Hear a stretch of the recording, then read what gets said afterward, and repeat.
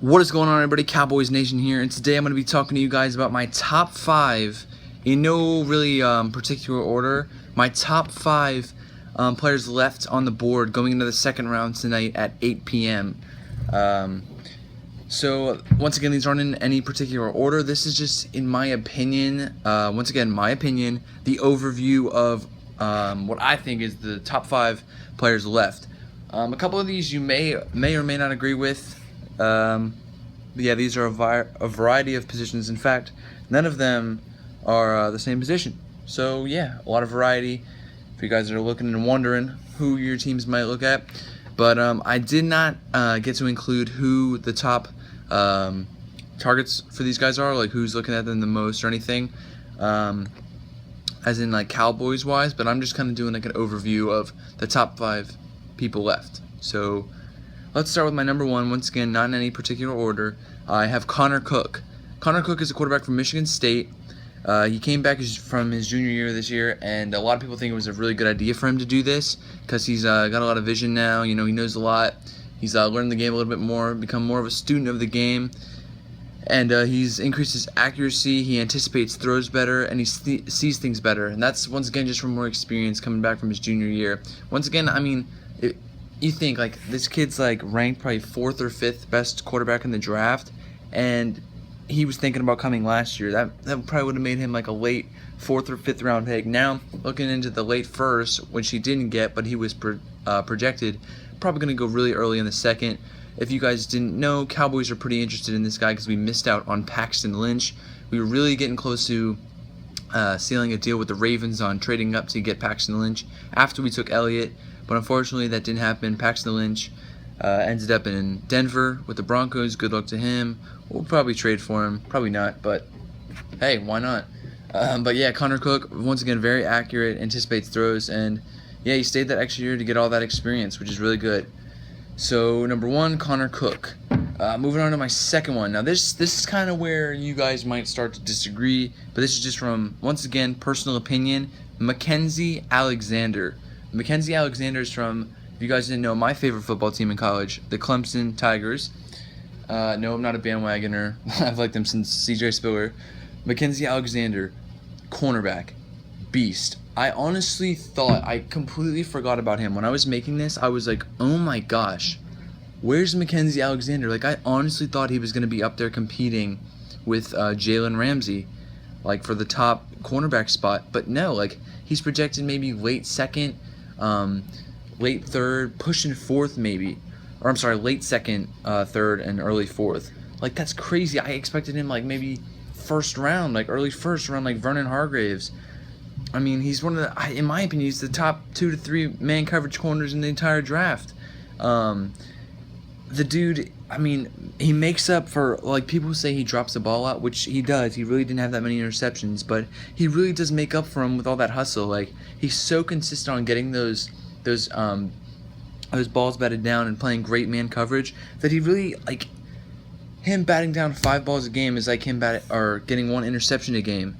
He's a big corner. He's physical. You guys go watch his film. Watch his film. Look up him versus Will Fuller. He shuts him down the whole game. He's just a big dude. Like, he's a big dude, big physical corner who likes to take on big receivers, and I just don't understand why he's not chosen yet. I really feel we missed out on Jalen Ramsey. That could be someone who the Cowboys target in the 3rd round maybe. I hope we get like Connor Cook or something in this 2nd round tonight. Then maybe push for MACKENZIE Alexander to replace Jalen Ramsey, because that really would be a sleeper pickup for us. Alright, so yeah, MACKENZIE Alexander, watch out for him, guys. I completely forgot about him. I didn't even know he was entering the draft because I haven't heard anything about him. But yeah, he's out there. Let's go get him. Number 3, Derrick Henry. I think you guys saw this one coming.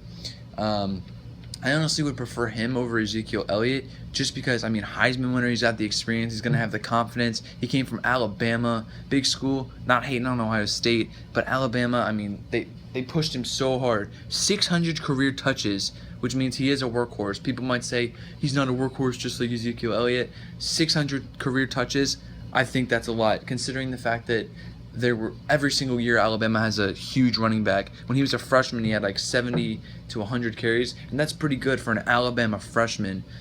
He's a big body, as you guys know. He's like 6'3", downhill runner with quick burst. Once he hits a hole, he's gone.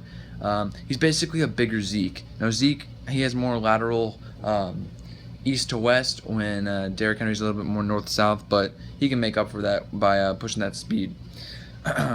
Number 4, Reggie Ragland. You guys probably know this one too. Outside linebacker for Alabama. He's a hard hitter. He's a big dude. He's got great play recognition. Like, he sees it, he spots it, he knows the play, he's on it.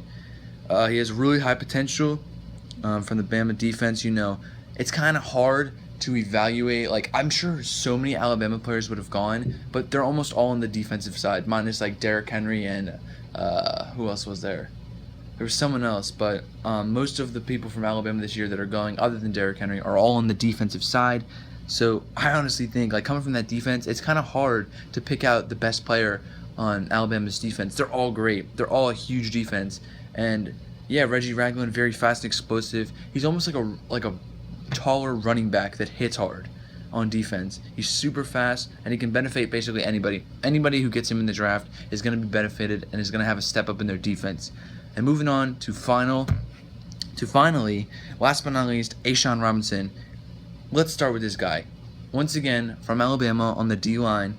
He's huge. 6'5", 307, and moves like I don't even know what. Like, obviously he's not that fast, but for 307, he moves.